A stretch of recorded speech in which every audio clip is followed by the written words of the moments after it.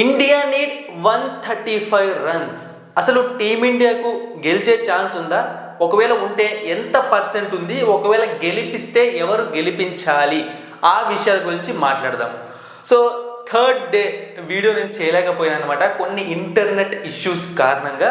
But పెద్దగా ఏం జరగలేదు గేమ్లో. ఆ లాస్ట్ కొద్దిసేపు masala, Shubman Gill, Siraj, Jack rally, Bumrah, so అది కవర్ చేయలేకపోయాము.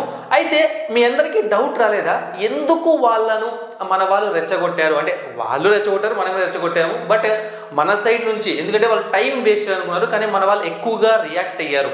అంటే 1 ఓవర్ 2 ఓవర్ల కోసం అంత రియాక్ట్ అయ్యారు అనుకుంటున్నారా? ఈ రోజు కోసమే రియాక్ట్ అయ్యారు. అంటే ఎంత కూల్గా టెస్ట్ క్రికెట్లో ఆడతామో అన్ని రన్స్ వస్తాయి. టెస్ట్ క్రికెట్ అంటేనే పేషెన్స్. కానీ ఎప్పుడైతే యువతల టీం వాళ్ళు అవతల టీం వాళ్ళని రెచ్చగొడతారో అప్పుడు వాళ్ళు కొంచెం అగ్రెసివ్గా ఆడడానికి ట్రై చేస్తారు. వాళ్ళ కాన్సన్ట్రేషన్ దెబ్బతింటుంది, కోపంతో ఆడతారు. సో ఇలాంటివి జరిగినప్పుడు త్వరగా అవుట్ అయ్యే ఛాన్స్ ఉంటుంది అనమాట. సో ఆ త్వరగా అవుట్ అయితే ఈ లార్డ్స్ గ్రౌండ్లో చేజింగ్కి స్కోర్ తక్కువగా వస్తుంది. దానికోసమే మన వాళ్ళు వాళ్ళ మైండ్తో గేమ్స్ ఆడారు. శుభ్మన్ గిల్ ట్రై చేశాడు వాళ్ళతో ఆడుకోవడానికి. 4th డే స్టార్ట్ అయ్యాక కూడా అదే కంటిన్యూ అయింది. ఎవరైనా వికెట్స్ పడగానే ఎక్కువగా రియాక్ట్ అవ్వడము, వాళ్ళని రెచ్చగొట్టడము, సో ఇలాంటివి జరిగాయి అనమాట. 4th డే స్టార్ట్ అయ్యాక టీమిండియాకు చాలా బాగా కలిసి వచ్చిందనమాట. అంటే మనం ఏమైతే జరగాలనుకున్నామో అదే జరిగింది. సిరాజ్ బాల్ని ఒక ఫైర్ బాల్ లాగా బౌలింగ్ చేశాడు. So Ben Duckett and Ollie పోప్ని అవుట్ చేశాడు. Ben Duckett 12 runs, Ollie Pope 4 runs. ఇక తర్వాత జాక్ ర్యాలీని నితీష్ కుమార్ రెడ్డి అవుట్ చేసి చాలా డిఫరెంట్ సెలబ్రేషన్ అనమాట. నిన్న Shubman Gill and Jack rally మధ్య జరిగిన దాంట్లో ఆ యాక్షన్కి జాక్ ర్యాలీ కూడా రియాక్ట్ అయ్యాడు కదా, దానికి రియాక్షన్గా నితీష్ కుమార్ రెడ్డి సెలబ్రేట్ చేయడము, కొంచెం ఎక్కువగా సెలబ్రేట్ చేశాడనమాట. సో అంటే దానికి రియాక్షన్ ఇక్కడ జరిగిందనమాట. ఇక నెక్స్ట్ చూసాము అంటే హ్యారీ బ్రూక్ ఆకాష్ దీప్ బౌలింగ్లో అవుట్ అయ్యాడు. కొంచెం దానికి ముందు ఆకాష్ దీప్ కొంచెం బాగా కొట్టించుకున్నాడు ఆ ఓవర్లో, కానీ వెంటనే వికెట్ తీసుకున్నాడు అనమాట. 23 రన్స్.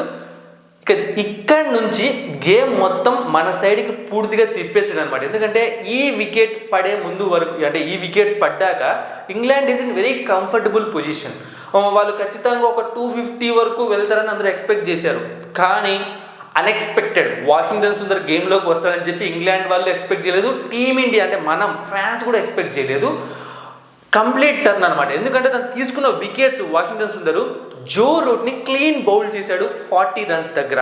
ఇక తర్వాత మళ్ళీ జెమీ స్మిత్ను అవుట్ చేశాడు. ఎంత డేంజరస్గా ఆడుతున్నాడో మనం చూసాం రీసెంట్ ఇన్నింగ్స్లో. అంటే ఫాస్ట్గా రన్స్ చేస్తాడు, అతన్ని అవుట్ చేశాడు, అది కూడా క్లీన్ బౌల్డ్. ఇక తర్వాత Ben Stokes important player, clutch player ఇంగ్లాండ్కి, సో తనని కూడా అవుట్ చేశాడు 33 రన్స్. దీంతో గేమ్ మొత్తం అయిపోయింది అనమాట. అంటే మనకు కావాల్సిన, అంటే మనం ఏదో అనుకున్నాం 250 లీడ్ వస్తే కష్టం అనుకున్నామా, అలా రాకుండా ఉండేలా వాషింగ్టన్ సుందర్ సూపర్గా సెట్ చేశాడు గేమ్ని. ఇక తర్వాత Chris Woakes, Brydon Carse, Shoaib Bashir వీళ్ళెవరు అవుట్ అయిపోయారు. ఆల్అౌట్ అయిపోయింది. 193 రన్స్ టీమిండియా ముందు టార్గెట్.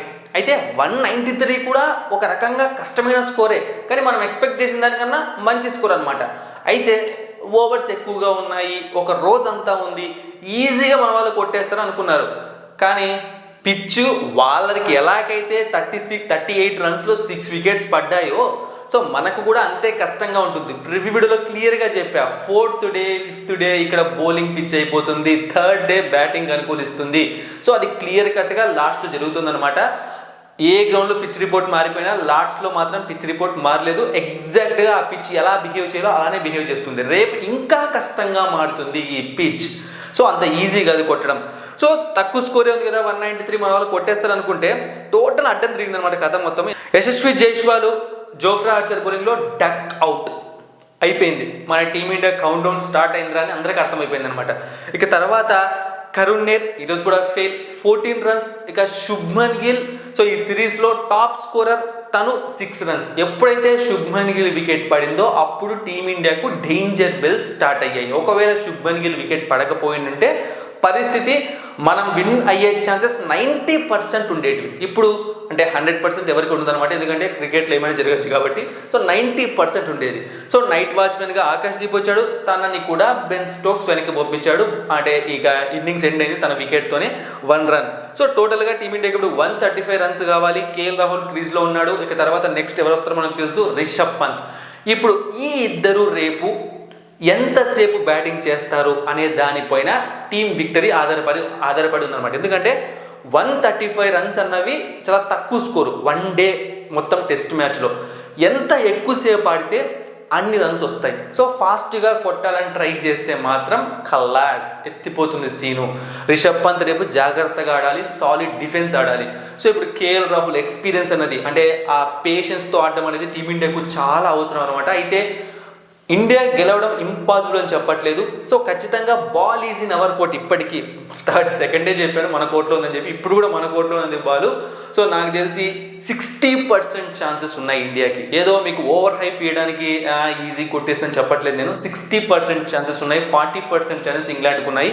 సో వాళ్ళేమో 6 వికెట్స్ తీసుకుంటే గెలుస్తారు, మనం 135 రన్స్ చేస్తే గెలుస్తాము. సో మరి మీరేమనుకుంటున్నారు? కామెంట్ సెక్షన్లో కామెంట్ చేయండి. మనం గెలుస్తాము, వాళ్ళు గెలుస్తారా? అంటే ఈరోజు సింగిల్ డేలో 14 వికెట్స్ పడ్డాయి లార్డ్స్లో.